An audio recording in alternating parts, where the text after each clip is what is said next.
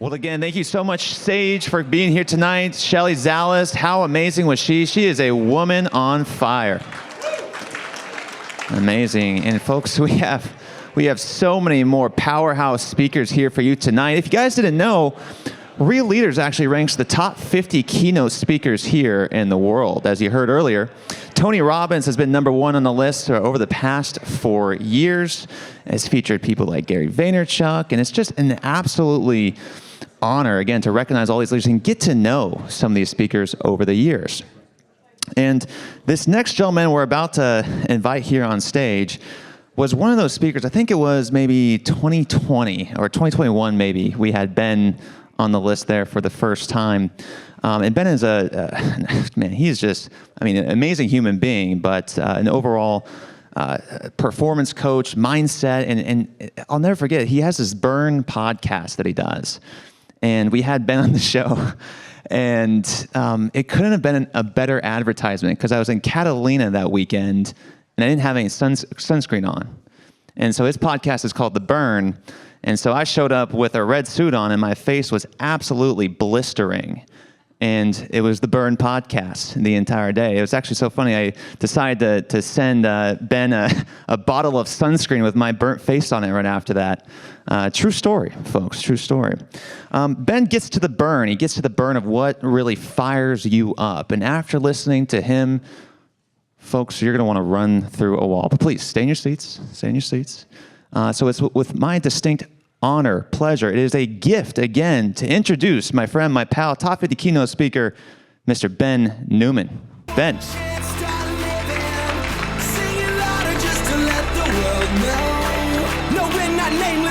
Faceless, we were born for greatness. Appreciate it. Leadership. It's exciting for me to have an opportunity to stand in front of a room with this many leaders, but I want to call a little bit of an audible. I do a lot of work in football. We got the Super Bowl coming up on Sunday. An audible, right? Quarterback comes up to the line of scrimmage, knows what the defense is going to run, calls an audible, calls a different play. So I want to share something about leadership that I think is very important to kick us off that I didn't intend on sharing. Amazing job by Tony Robbins and Sage Robbins. And then Shelly Zalas comes up. And Shelly Zalas, I did not know this, but the video plays about her extraordinary leadership. Now, I've always believed that leadership, it's a transfer of belief. Leadership is an opportunity for us to often help other individuals see something that they don't necessarily see in themselves and then choose to take action. But one of the most extraordinary acts of leadership, I believe, is when a parent influences their child to take amazing action. Now, with a last name like Zalas, I had no idea that your son was Jake Fleshner. I had the opportunity to work with Jake throughout the years through events that I've done with my friend David Meltzer. And when I met Jake Fleshner, I think this kid, and he was a kid, right, Shelly? He was like 23 years old. And I remember David just beam, you've got to meet Jake. Jake's incredible. And I meet Jake, this extraordinary energy. He carried himself like he was a 35-year-old man, maybe a 40-year-old man. And he was revolutionizing how David Meltzer was showing up in business. And David Meltzer had already had all of this success. And then in the video, we see her son who works at Google, her daughter who's helping her run the company. Shelly, that, my friend, is extraordinary leadership. You are an extraordinary leader. I saw it in your son. I didn't know it. But what an amazing example you are for us, because those little eyes watched you in your home, but they decided to take action. Shelly, you were amazing.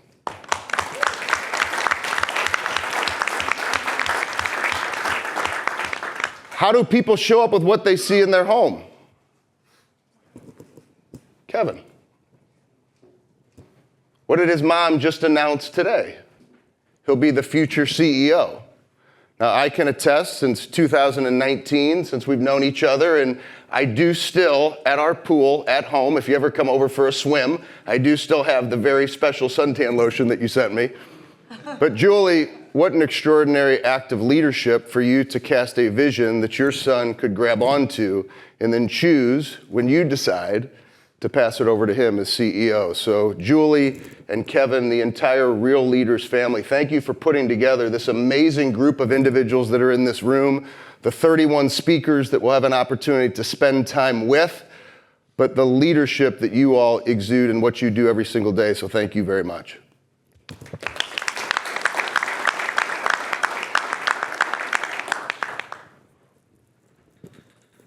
I want to start with a story.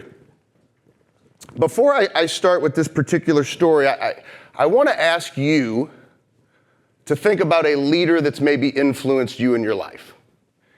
And every time I have the opportunity to speak, I always like to find a story that I believe will resonate with the audience. And you got to find the right story when you're in front of a group of amazing leaders like all of you. So I decided to find a story and think about a story, and knowing the Super Bowl's coming up, you got coaches that maybe influence you, and then when you think of coaches, maybe there's a teacher that influenced you, and maybe it's somebody that mentored you in your career. And so I just invite you, I want you to think about somebody when you had little eyes. Just like Kevin's little eyes watched mom, Jake's little eyes watched mom. I want you to think when your eyes were little eyes. Who did you watch? Who impacted you? Right? We could all talk about leaders that have impacted us today. We say, oh, Tony Robbins, I've been watching him for years.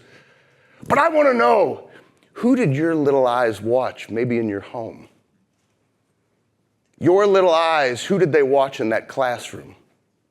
Maybe it was that coach. I just want to invite you for a moment. I want you to think about that coach or leader that impacted you and how you now show up in your life today.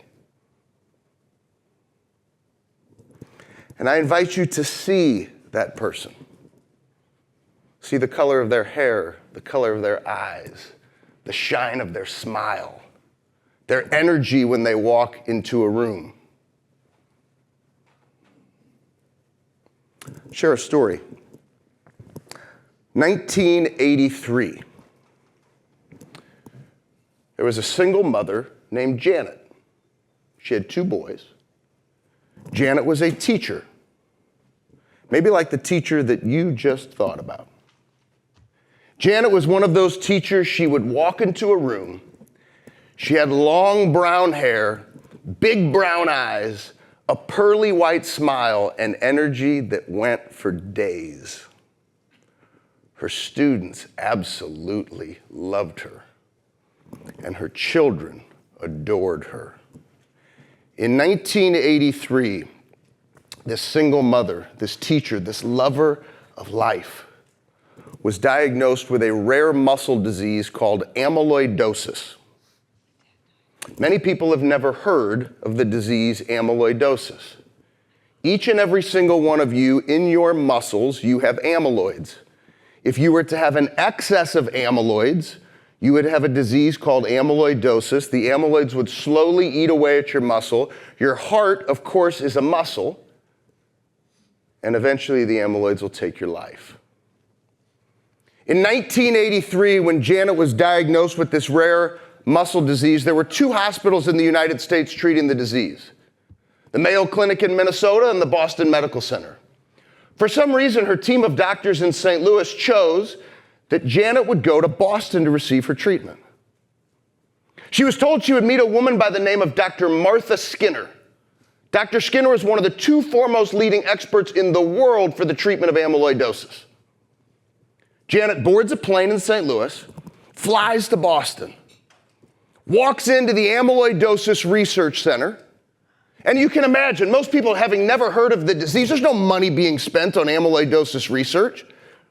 She walks in, she's greeted by one of the assistants for Dr. Skinner. They take her into an old rickety conference room, an old rickety chair, an old rickety table, and they sit her down.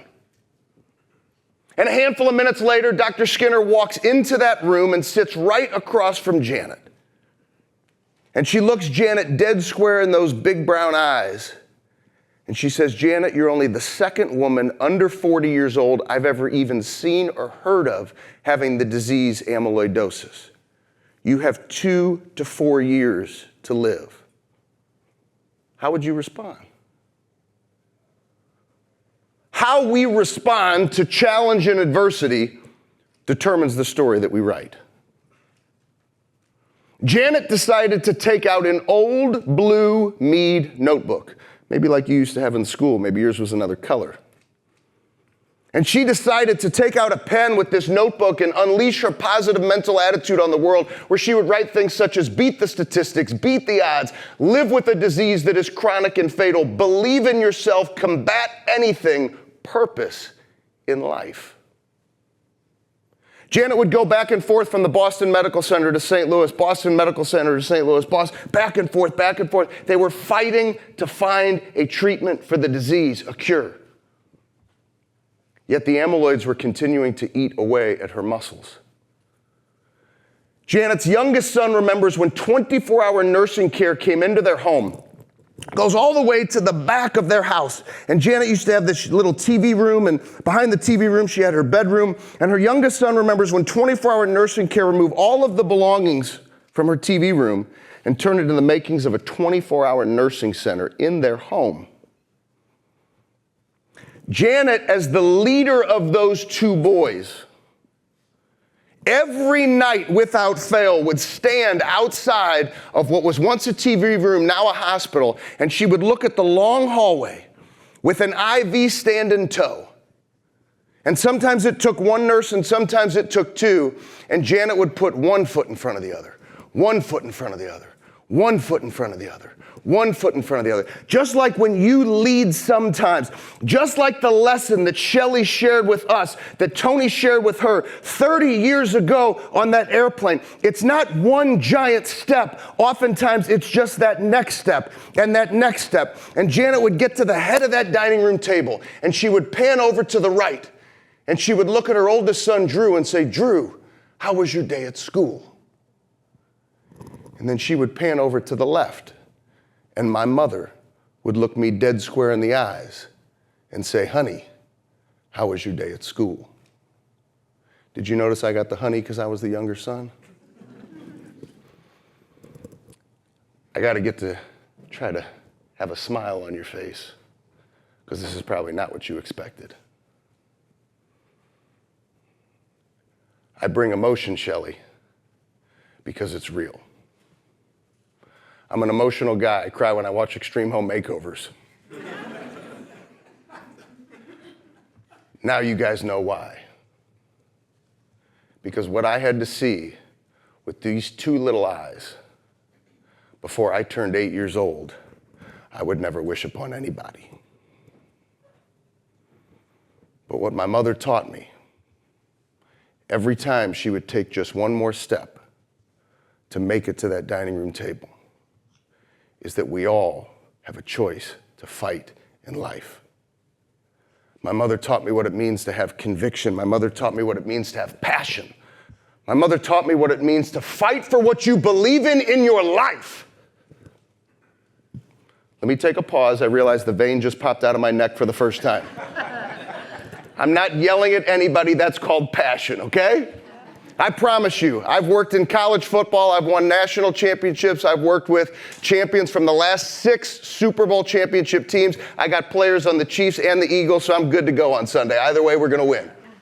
But you can never find a player ever in all the years that I've worked in football, almost 15 years, that'll ever say that I yelled at them. But they hear my passion. Also, leaders in the business world, you'll feel my passion. So today I welcome you to connect to your passion, to connect to the fight that lies inside of you. Now, you may not express it with a vein that pops out of your neck the way that I do. But what I learned from my mom is maybe the greatest life lesson I've ever learned from any champion or leader that I've ever had the blessing of having the opportunity to meet and to learn from. It's not how long you live, it's how you choose to live your life. It's not how long you live, it's how you choose to live your life. On November 2nd, 1986, my mother took the pen that she was writing with in that journal and she passed it on for me to have the opportunity to continue to write her story. I stand before you as a 46-year-old man. My mother passed away at 38 years old. Far too soon. But my mother taught me how to live from the words in her journal, students of hers that I met, writing books about my mom decades later. And the memories that I have of her making it to that dining room table. As a result of how my mother chose to live her life, there is a fire inside of me. Kevin alluded to it. I call it the burn. And it's a burn that lies inside of me, and it's actually that burn that ignites my why and purpose and causes me to show up on the days that I don't feel like it, and especially after I win. That burn that my mother lit inside of me, and I promise you, you cannot get it to go out. It doesn't make my life perfect. I'm still trying to find the best ways to grow. I've got 2 coaches. I read books every day, and I got mentors. That means I'm high maintenance. Because I believe that we are never finished. No matter how many champions I work with, the blessings of the individuals I've been able to work with, working with some of the most extraordinary leaders to ever walk the face of the earth, I believe we are never finished. And that's the beauty and the joy that I have and the excitement to be with all of you today, this morning, to be with you throughout the day, to be with you tonight, is that we have an opportunity to learn from each other as leaders. We all have amazing stories. I'm not the only one in this room that has a story. Each and every single one of you, you have a story. Maybe it's challenge. Maybe it's adversity. Maybe it's somebody you're sacrificing for right now. Or maybe there's somebody who sacrificed for you to have opportunity in your life, and when you think of the sacrifice they made, you tell yourself, I will not waste a single day. Which is the same way I feel about the blessing of the 8 years that I've been given that my mother never got. Or maybe there's people who looked at you and said, it's not going to work for you because of this or because of that, or because you're not big enough, or you're not strong enough, or you're not smart enough. And we can either choose to give power to what people say about us, or we can choose to believe what we believe based upon the exposure we have to extraordinary leaders, or maybe if we're more intentional as leaders, to allow somebody who's watching us to believe something that they don't see for themselves. And allow them to step into that burn and fire that's inside of them, rather than saying, somebody told me that I couldn't. You loving on somebody for them to believe that they can. And when we ignite that burn in others, when you have that burn that lies inside of you, I believe we step into an opportunity to have that never finished mindset. And so the first thing I want to share with you, the secret of the highest performers, the secret of the highest leaders, I've been doing this a long time. First time I was ever paid to speak was 2006. I'm knocking on the door of doing this for 20 years all over the world. It is a blessing, it is an honor to have the opportunity to speak and to be able to share. I absolutely love it. And I've been able to learn and to study what are some of the secrets. I can't share them all today. I'm going to be able to get through a few. But the secret of the highest performers in the world is the burn. It is the burn that lies inside of you. Now, you may express it another way, but when I share with you this burn and you could feel the burn that comes out of me, you know exactly what I'm talking about. It's when you feel what truly ignites you. I'm not saying why and purpose are not important, but in doing this as long as I have with the champions that I've worked with in business and in sports, I'm just sharing with you it's deeper than why and purpose. It takes understanding that burn that will ignite that why and purpose that causes you to show up, I'm going to say it again, on the days you don't feel like it, and especially after you win. One of my favorite questions to ask leaders is, how do you show up after you win? And if you apply these tools that I'm going to share with you today, it may just change how you approach winning. Because there's a lot of different emotions that come with winning. There's a lot of seduction of success that comes from winning. So I want to share some of these tools, some things that I've learned, some things when I thought about this group I wanted to share that sometimes I don't often share, so that we all could have takeaways together to open up this opportunity after Tony and after Sage and after Shelley for us to learn from each other. So the first one is the burn. What happens if you connect more to your burn? One day at a time. Here's the power of the burn. No matter how many times I connect to my burn, even though I am as clear as I possibly can be, I'm far from perfect. I still make mistakes, and there's periods of time where I get caught within my own emotions, and I forget the power of that burn. Take you back to when I was a financial advisor, which is actually how all of my speaking started. I don't say this to impress anybody, I say it to impress upon the point. Back in 2004, I joined a Fortune 100 financial firm. I get off to a fast start in St. Louis, Missouri, breaking all these sales records. Now, it was because of this passion that I had to continue to write the stories of the little boy just like me. Okay, selling life insurance and investments. Everybody take a deep breath. I don't sell life insurance anymore, okay? But I got the top 1% in the world selling insurance. I got invited to speak. But then there were still those moments where sometimes you forget what ultimately drives you. And you get so caught up in the things that don't matter. And the story I'm about to share with you, what doesn't matter, I can't even remember why I called this meeting. And I've been blessed to work with some of the greatest leaders in the history of financial services. Our managing partner out of St. Louis, Missouri, we were the #1 office in the country for a Fortune 100 financial firm. I mean, we're competing against New York and Dallas and LA and Chicago, and we're beating all of them. And I remember I called this meeting with John Qualley. He's one of the greatest leaders I've ever known. And I called this meeting. I'm in my mid-20s. I'm upset. I'm angry. To this day, I can't even tell you what the meeting was about. But I walk into John's office and I'm just heated. And all of a sudden, John welcomes me in. St. Louis kid, so I love a great St. Louis setting, and his office was perfect. I'm telling you, you overlook the arch. We got Busch Stadium right here. I mean, he just sets you up to lock in when you walk into that office. So I walk in, he puts me on this little round table, sits me in the same chair that Marissa's in right now. John sits in this chair right here, and he looks across from me, and he says, "Ben, what are we here to talk about today?" And for 3 minutes, I just unload. Y'all ever done that? It feels so good, doesn't it? Just like, I'm angry, this, that. I'm like, this is what I'm here to. And all of a sudden, John takes his glasses. It was like legendary John. This is what he would do. He'd take his glasses, he'd put them on the bridge of his nose. I think it was totally unnecessary. It was all for effect, right? That's what great leaders do sometimes. We like do shit for effect. And he puts the glasses on the end of his nose like this. And he looks at me and he says, Ben. I can tell you're upset.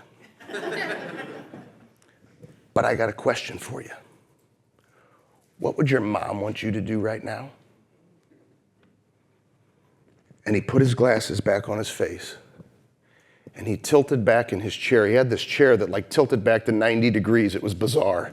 And he covered his arms like this. And I stood up from the chair. And I looked at John.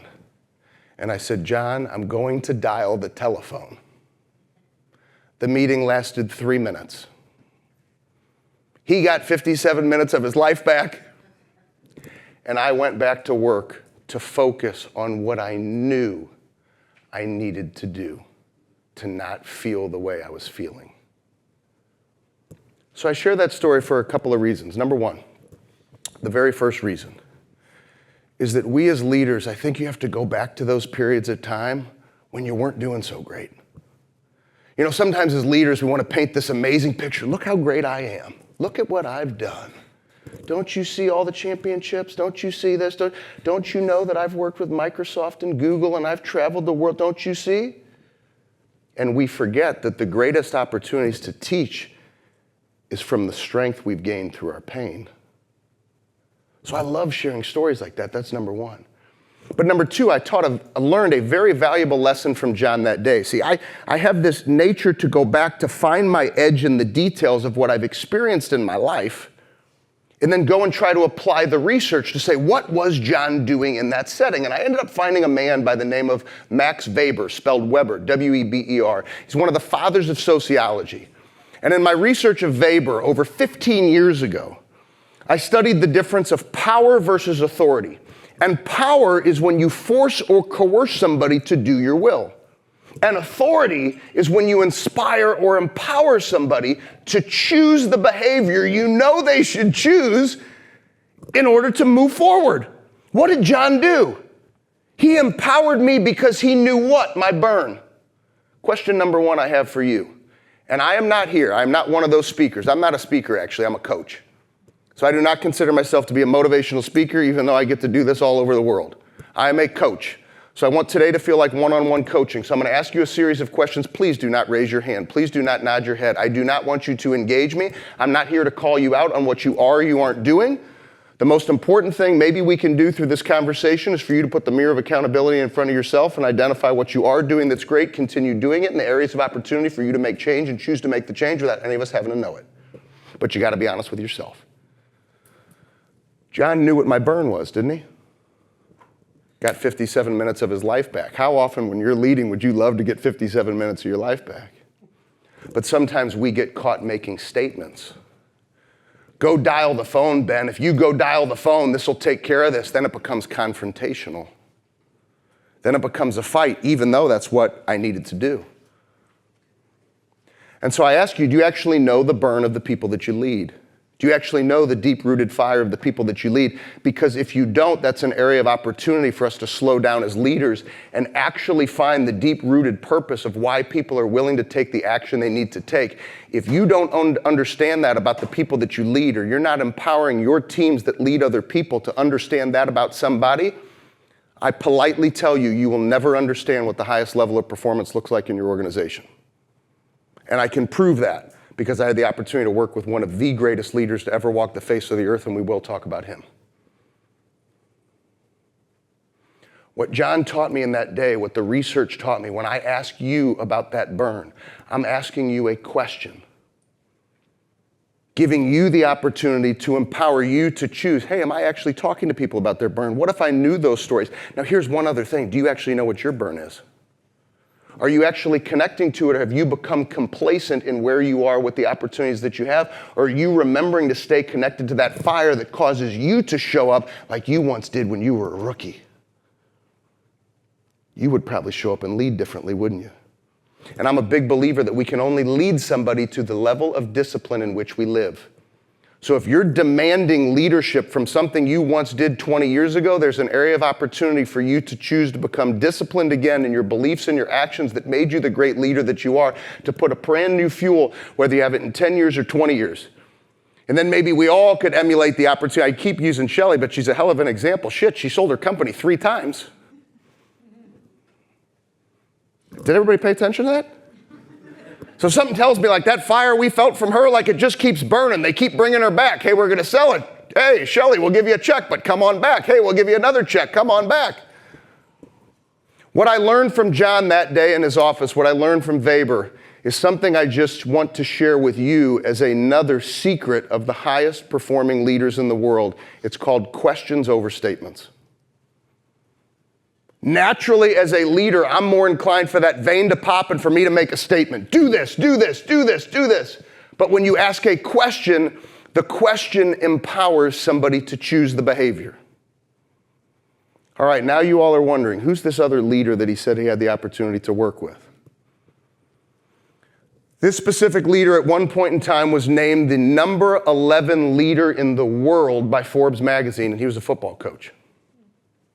In 2017, I sat in Nick Saban's office at the University of Alabama.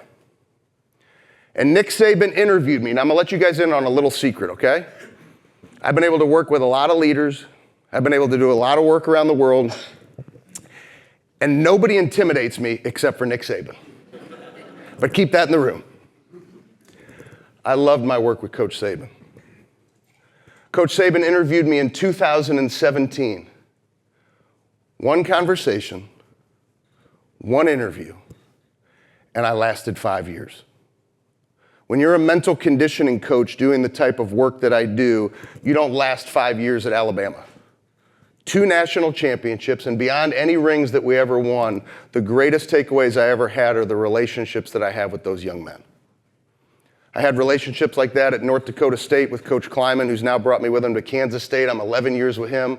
I'll go to a wedding next Saturday down in Dallas, Texas for our starting quarterback my first year at North Dakota State.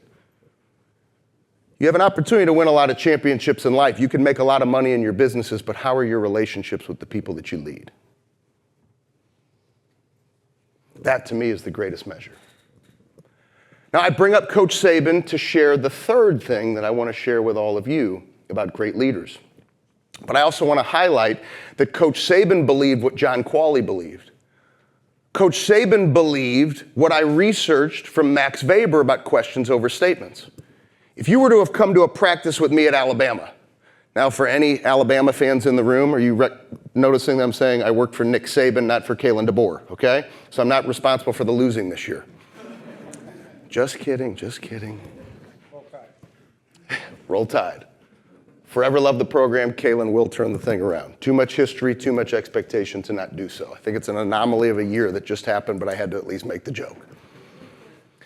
If you would have gone to a practice with me at Alabama, you'd stand out on the practice field.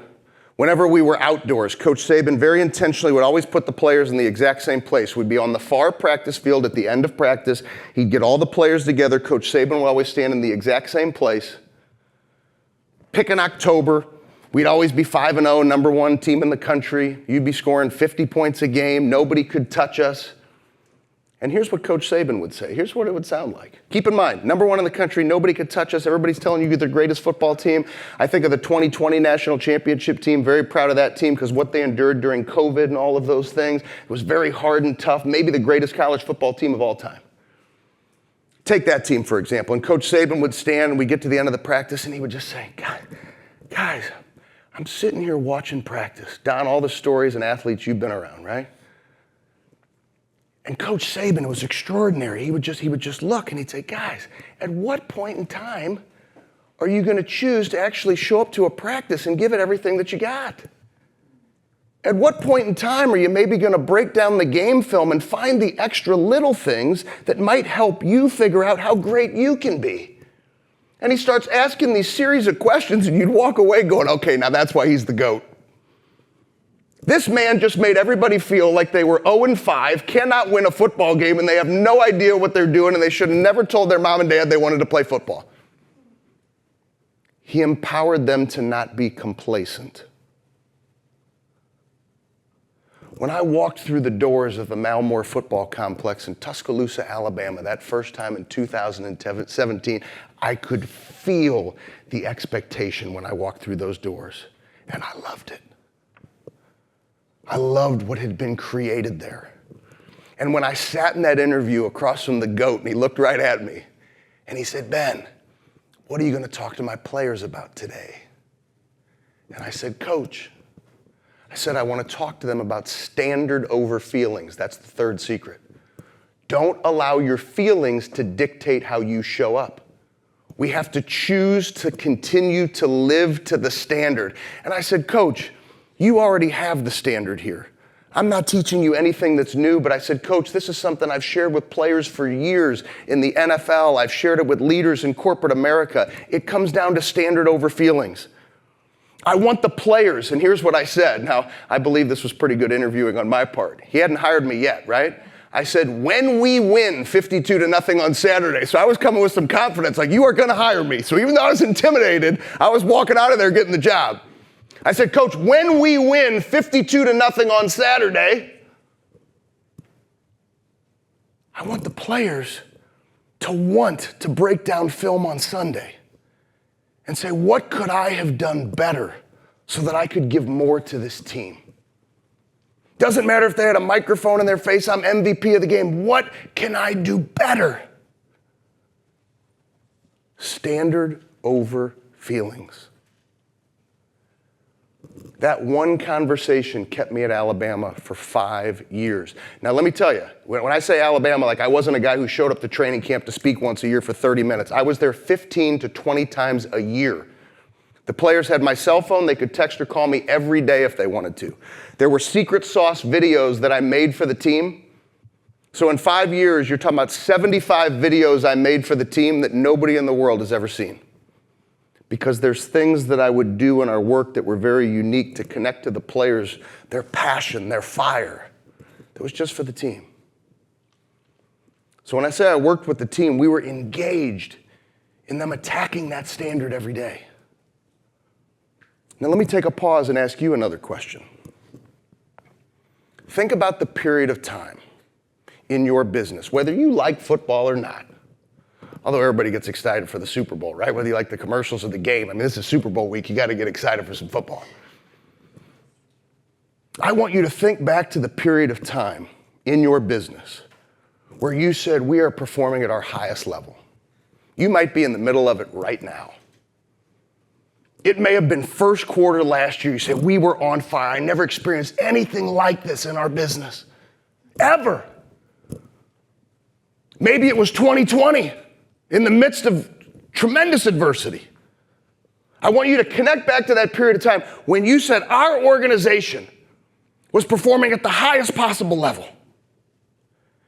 And I want you to reverse engineer. I want you to go back and to feel the emotion, just like when I asked you earlier, who is that leader or coach? And remember the emotion, remember their energy, remember the color of their hair, remember their eyes. We all can go back to those moments.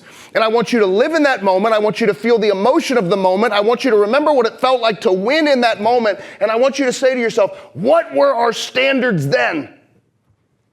What was the single most important discipline that was causing us to win that way? What were we doing? What were the disciplines? What were the standards? That's what Coach Saban kept us connected to. It was standards and expectations. Now, when you think about that for your business, I want you to write it down, or I want you to put it in your proverbial mental shelf. I want you to just write down what that one thing was. What was that period of time? Now, I want you to say to yourself, you as a leader, what is the single most important daily discipline for you to know that you are giving everything that you've got for your team? And I'm going to share a little something with you about a belief I have about winning. Winning is actually not championship rings. 70% of my work is still corporate. Only 30% of my work is in sports. Winning is actually not revenue to me. My belief, the highest level of winning is a byproduct of a leader taking ownership of what needs to be done every day, and then the leader standing in front of the mirror every day with vulnerability, authenticity, and honesty and saying, today did I give it my very best? Because if you are complacent as a leader, you will lead complacency. That vein is popping again. I'm not yelling at anybody. It's called passion. If you are undisciplined, you cannot lead somebody to be disciplined. I know that's hard to hear, but it's the truth. And so we as leaders must look in the mirror and say, am I winning based upon the standards? Am I winning based upon the effort? That is winning. Your ability to give your best one day at a time. Stacking those days, day after day after day after day after day. That is how winning is done. Winning is a byproduct of believing in something with everything that you have in you. It's that passion that you have, wanting to transfer that belief to somebody who doesn't see it themselves. Going and recruiting that next person, you say, she is on fire, I will do whatever it takes. She is coming to my organization. And she will lead us to the next level that maybe I could never lead them because of who she is and what's in her DNA and because of her story. Because you ask what the burn is and you find out and say, hey, a fire like that, I will turn it over to her. She can go run this thing. That is how winning is done. You have to look in the mirror every day and take an honest assessment of yourself. So let's have an honest assessment of you. And this is going to be the point where some of you are going to be like, Kevin, throw this guy out and don't ever bring him back. But I'm actually going to do this in a very fair way. Remember the one rule that I have, and I hate having rules. Samantha, as your training speaker, is doing the amazing job that you do. Like, don't tell people to share rules from the stage. But I just got this one rule. Please don't acknowledge me. Don't raise your hand. Don't nod your head. I don't want anybody to feel as if I'm calling you out. But I just asked you as a leader to write down the single most important daily discipline for you to know that you're giving it your best as a leader into your organization. Now, here's what I want you to do for me. This is going to be hard. I want you to look at your last 30 days, and I want you to rate yourself on a scale of 1 to 10. How have you been showing up on what you just wrote down is the single most important discipline, action, standard, belief that you have to run your organization. If you are disappointed in that number, I encourage you, think about those 3 mandates from Tony Robbins. Think about the wisdom, the energy of Sage. Think about Shelley's passion that you can just feel. Reconnect back to that period of time when you performed as your highest level as a leader, and you were so proud of your team, you couldn't wait to tell everybody about everything your team was accomplishing. And I want you to take that energy. Don't trip on anything that's behind you if you're disappointed in what your number is. But I want you to lean into the opportunity that we have. There's a powerful word that real leaders intentionally chose to name this meeting now, and it's the 2nd year: unite. So I'm going to ask that we all unite together as leaders. What can we learn from each other? I learned from Samantha Chris, Montreal, Canada. She's doing amazing jobs for many of the speakers that are going to join the stage. We had breakfast today. She told me about liminal space. Had no idea what the hell liminal space was. I got a 19 on my ACT. And I'm like, hell, I can't wait for her next book to come out. When she talks about reinvention and liminal space, I really enjoyed learning from you today. See, that's why we unite to come to a conference like this. So I want to encourage you. I had the opportunity to just share 3 things that have impacted my life, and I'm so appreciative to Kevin and Julie and the Real Leaders family for this opportunity. I got one more story to tell about our opportunity to unite. But I just welcome you to connect to that burn in your life. Connect to it. As much as we want as leaders to just make a statement, to let somebody know how powerful we are and to make that statement of what they need to do, ask them a great question. Empower them to take ownership of the answer. They're more likely to follow through with the behavior and discipline. And the last thing is the standard. There's a handout for you guys. It's a process that you can go through every single day to stay connected to the standards in your life. Comes from a book that I wrote called The Standard. I'm not using this as a solicitation to sell the book because that's page 24 in the book and it's the best part of the book. So you could just take that and you'll be fine. You don't even need to buy the book. But that's a process that you can go through to honestly connect every day to the problem. As leaders, we're currently in the middle of a problem. We just walked our way out of a problem. We're about to walk into a problem, or the problem is we've been winning. The planning piece every day, this takes 2 minutes. Identify the problem, and then go through what's the planning, what's the action step, what are the disciplines, what do I need to do today to silence the self-talk, to silence the problem, to be an example for those that you're blessed to lead. And then the performance piece, choose to take the action every single day. And then remember the 4th P, which is the payoff.